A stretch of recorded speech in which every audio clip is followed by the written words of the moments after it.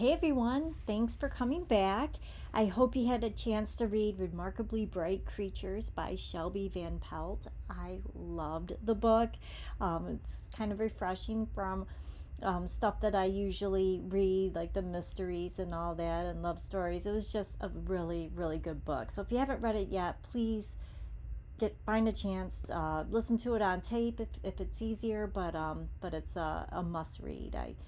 I do insist. So for this craft, I'm going to go kind of fast here, but we're going to make a little jewelry dish for rings and things. So I'm using a UV resin and a UV light there too. I got both of these on Amazon, fairly inexpensive.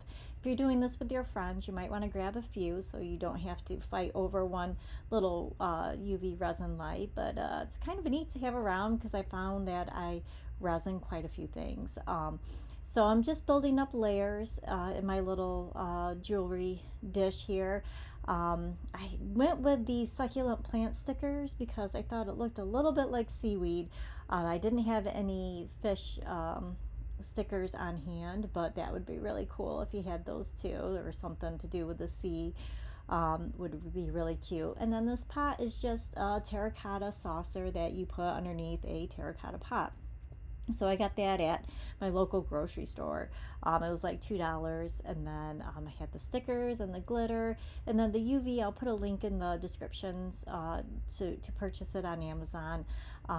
Probably should be wearing gloves, but I just kind of dove right into the project here, and I'm just using the shortest time on the UV resin light there. I think it was a minute and a half, but it can go up to 2 minutes. But each layer, if you keep it thin, you can get away with the shorter time.